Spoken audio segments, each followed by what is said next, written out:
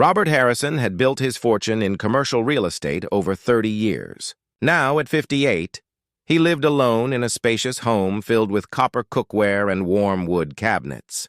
His wife had passed 5 years earlier, and his grown children lived across the country with families of their own. The house felt too large most days. It was a Thursday afternoon when Robert came home early from the office. He loosened his tie as he walked through the front door, briefcase in hand. The autumn light filtered through the kitchen windows, casting long shadows across the tile floor. That's when he saw her. A little girl, maybe 4 or 5 years old, sat on his kitchen floor. She wore a simple cream-colored dress, her auburn hair falling in soft waves around her face. In her small hands, she held a dinner roll, taking careful, hungry bites. A white plate with 2 more rolls sat beside her on the tiles. Robert stopped in the doorway. His first instinct was alarm. How had she gotten in? Where were her parents? But something in the scene held him back from reacting immediately. The child ate with such focus, such need. There was no mischief in her eyes, only hunger, and perhaps beneath that, something else.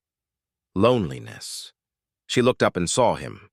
Her blue eyes went wide. The roll froze halfway to her mouth. For a long moment, neither of them moved. Robert had every reason to be upset. This was his home, his kitchen. But looking at this small child sitting on his floor, he found he couldn't summon anger. Instead, he felt something shift in his chest. A recognition, perhaps, of loneliness meeting loneliness. Slowly, carefully, Robert set down his briefcase. He pulled out one of the kitchen chairs and sat down, bringing himself closer to her level. "Hello there," he said gently. "What's your name?" The little girl swallowed her bite of bread. Her voice came out small and uncertain. "Emma, Emma," Robert repeated, offering a slight smile. "That's a beautiful name." "I'm Robert. This is my house." Emma's eyes filled with tears. "I'm sorry," she whispered. "I was so hungry." Robert's heart cracked a little. "It's all right, sweetheart. You don't need to apologize for being hungry." He paused. "Where do you live, Emma? Where are your parents?" "Next door," she said quietly. "With Aunt Linda. My mommy and daddy had to go away for a while. Aunt Linda has to work a lot. She leaves food, but—" Emma's small voice trailed off. Robert understood without her needing to say more. He'd noticed the house next door had new occupants a few months back. He'd been so absorbed in his own routine, his own grief, that he'd never introduced himself. "How did you get in here, honey?" he asked. "The back door was open," Emma said. "I saw the kitchen from my window. It looked so warm, and I could smell bread." Robert remembered now.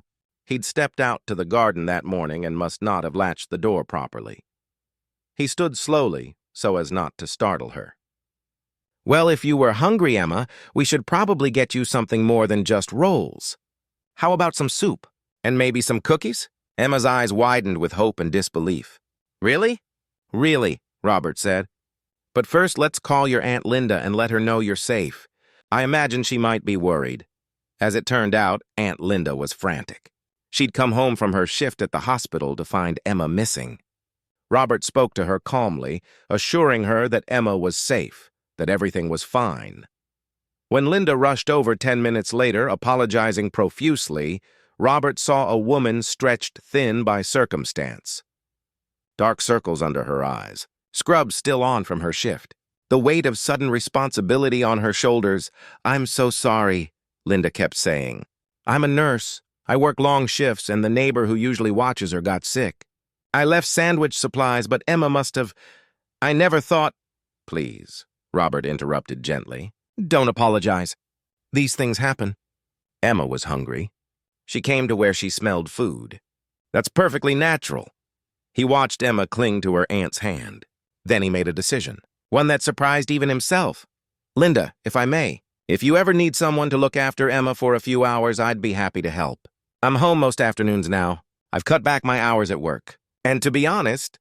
He paused, feeling vulnerable in a way he hadn't in years. "This big house gets pretty quiet." Linda looked at him with tears in her eyes. "I couldn't impose..." "You wouldn't be imposing," Robert said firmly but kindly. "I'm offering, as a neighbor, as someone who remembers what it's like when life gets overwhelming. and so began an unexpected friendship. 3 afternoons a week, Emma would come over. Robert would make her sandwiches cut into triangles, the way his own children had liked them. They'd do puzzles together at the kitchen table. He taught her to count using measuring cups while they baked simple cookies. Robert found himself looking forward to those afternoons. He bought child-safe stools so Emma could help him cook. He learned which stories she liked best.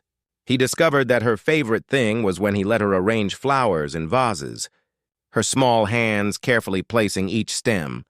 The house began to feel less empty. One evening, months later, Linda invited Robert for dinner. They sat together, the three of them, in her smaller but cozy kitchen. Emma chattered happily about her day, about the bird's nest they'd found in Robert's garden. "You know," Linda said quietly after Emma went to play, "I was terrified when I got custody of her. My sister is... She's struggling with some things. She needed help. And I wanted to be there for Emma, but I was so scared I couldn't do it alone." "You're doing beautifully," Robert assured her. "Emma is thriving. Because of you," Linda said, her voice thick with emotion. "Because instead of calling the police that day, instead of being angry, you saw a hungry child and showed her kindness." Robert shook his head. "Linda, Emma gave me something too. She gave me a reason to fill this house with life again, to remember what matters."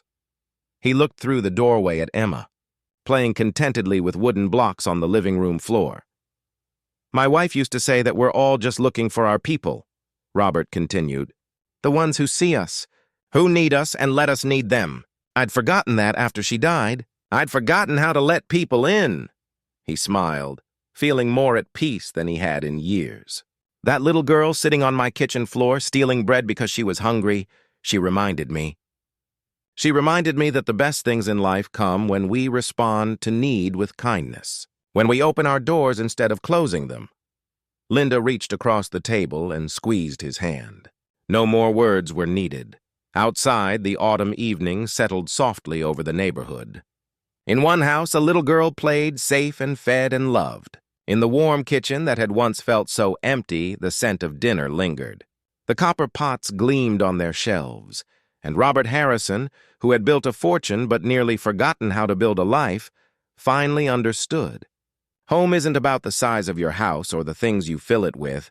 It's about who you open the door for, and what you choose to do when someone small and hungry appears in your kitchen, hoping for bread and maybe something more. Kindness, Robert learned, doesn't always announce itself with grand gestures. Sometimes it just sits down on the floor, shares a simple meal, and says, "You don't need to apologize for being hungry." Sometimes that's everything. The quiet kitchen, the patient heart, and the child who reminded one man that we all deserve to be fed, not just with bread, but with compassion, presence, and grace.